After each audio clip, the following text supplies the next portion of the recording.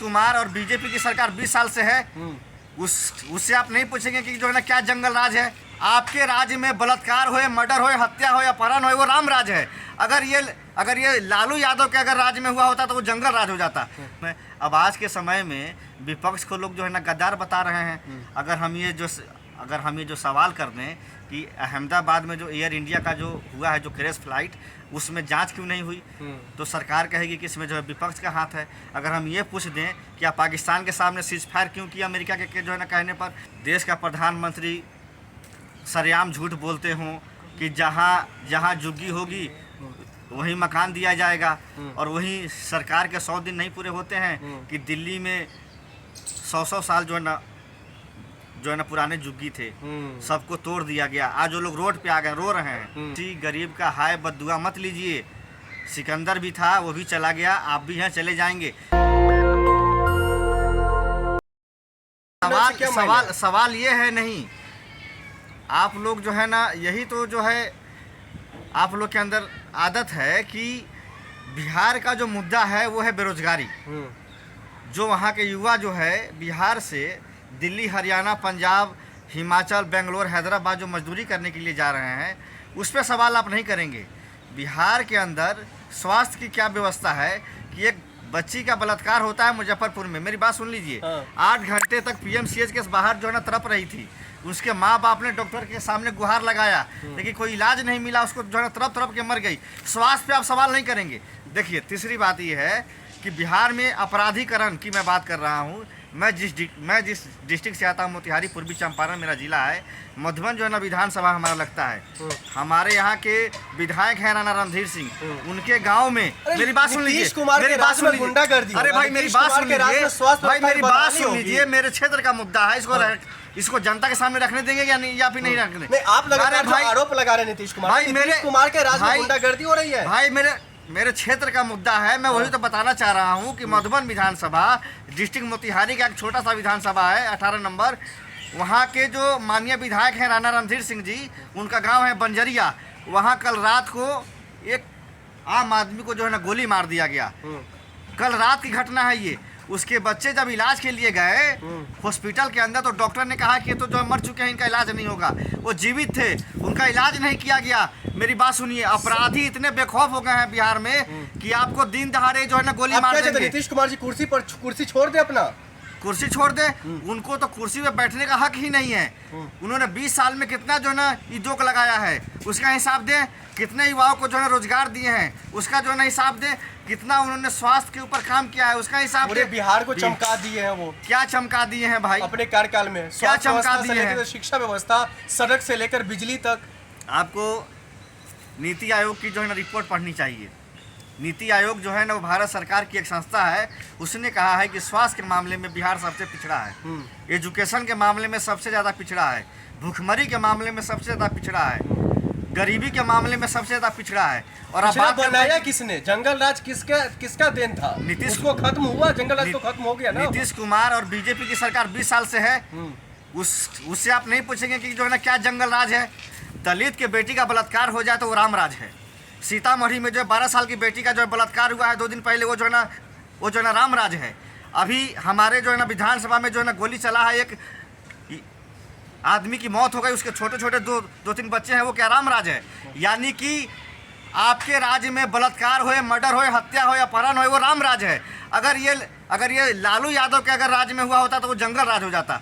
तो देखिए, हम जो है ना उस राम को नहीं मानेंगे जिस जो है ना राम के नाम पे आप हत्या करवाइए, बेरोजगार बनाइए, स्वास्थ्य की जो है ना हालत खराब कर दीजिए, और राम नाम आप जपिए और राम के नाम को बदनाम कीजिए। लेकिन जो जिस तरह से भ्रष्टाचार का मुद्दा आप लोग लगातार उठाते रहते हैं, एक जज पर आरोप लगते हैं, कई करोड़ों रुपया जलने की बात होती है, अब तो महाभियोग लाने की बातें हो रही है, आप लोग समर्थन देंगे? हाल है जज यशवंत वर्मा को लेकर के। देखिए, जज साहब की आप बात करते हैं, हिंदुस्तान के अंदर सुप्रीम कोर्ट के एक बहुत बड़े वकील हैं। उनका एक जो बयान आया मीडिया में कि वो सुप्रीम कोर्ट, अब हम सुनिए, ये जो है ना न्यायपालिका का मामला है, न्यायपालिका इस पे जांच करेगी। उस पर हम कुछ नहीं कहना चाहते, लेकिन इतना ज़रूर कहना चाहते हैं कि न्यायालय जो होता है ना वो सबके लिए एक बराबर लेकिन होता है। यशवंत वर्मा साहब को लेकर के जब ऑर्डर भी पास हो जाते हैं, सुप्रीम कोर्ट कह देते हैं उनको पद से हटाने के लिए, उनको कोई कार्यभार न देने के लिए, लेकिन उसके बावजूद भी इस तरीके का मामला आना, महाभियोग तक बात पहुंच जाना, क्या दर्शाता है देश में? देखिए, देश में जो है ना न्याय सबके साथ होना चाहिए। ये नहीं कि अगर वो जज हैं तो उनको बरी कर दिया जाए और कोई आम आदमी है उसको फांसी पर चढ़ा दिया जाए।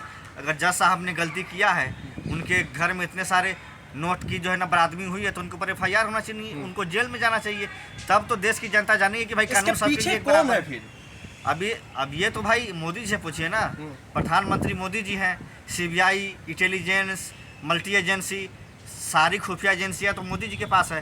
हर जज के ऊपर जो है ना इंटेलिजेंस काम करती है, तो उस जो है ना इंटेलिजेंस अफसर से पूछिए ना कि जज साहब के पास इतने पैसे कहाँ से जब कुछ भी आता है तो आप लोग अमित शाह जी को घेरने लग जाते हैं, मोदी जी को घेरने लग जाते हैं। देखिए, सरकार का एक सिस्टम होता है, एक जो ना प्रोटोकॉल होता है।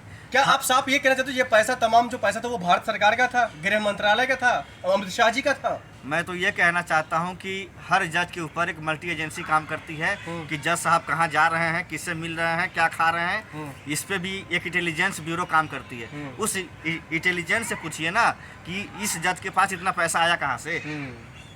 वो जो है ना इंटेलिजेंस का अफसर ना बताएगा। कभी जज साहब जो है, आप देख रहे थे मुंबई से खबर आई थी, जो मतलब लड़कियों को लेकर के छोटे कपड़ों पर जो इस तरीके का बयान दे देना, कभी किसी जज के घर में पैसा मिल जाना है, लोगों को क्या असर पड़ेगा? देश की जनता के इस पर क्या असर पड़ेगा? इसको देश की जनता का क्या असर पड़ेगा?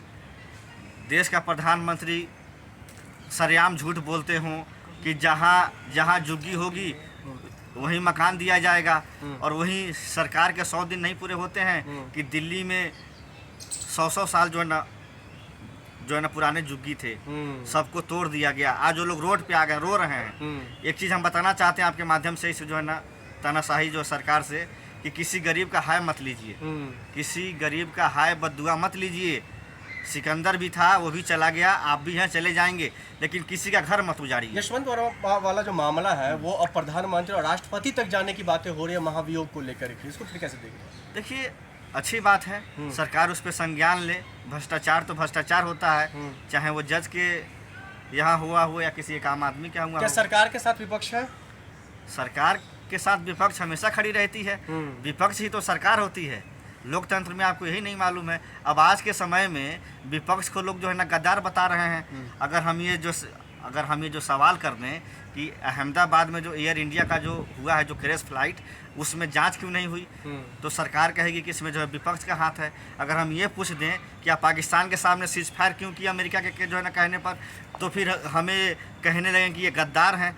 तो आज के समय में विपक्ष अगर सवाल उठाए तो देशद्रोही है। लेकिन हम ये कहना चाहते हैं कि तुम चाहे देशद्रोही कहो, चाहे हमें आतंकवादी कहो, चाहे तुम नक्सली कहो, लोकतंत्र में विपक्ष का काम होता है सवाल उठाना, जनता के मुद्दे को उठाना और देश हित में आवाज़ उठाना। इसको हम उठाते रहेंगे। लेकिन दुर्भाग्य है कि नरेंद्र मोदी की सरकार में ऐसा पहली बार हो रहा है कि विपक्ष अगर सवाल उठाती है तो उसको कहा जाता है ये गद्दार हैं।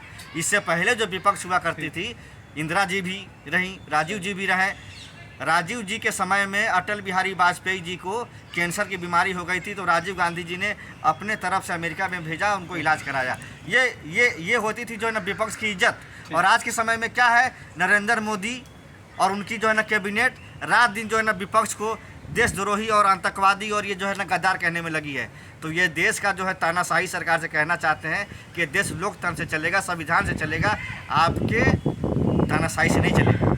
नेशनल दस्तक की आपसे गुजारिश है कि अगर इसको बचाना चाहते हैं तो नेशनल दस्तक को सब्सक्राइब करने के लिए रेड कलर के सब्सक्राइब बटन को दबाएं, फिर बेल आइकन की घंटी दबाएं। नेशनल दस्तक को बचाने के लिए बहुत ज़रूरी है कि हर खबर को शेयर करें, लाइक करें, कमेंट जरूर करें।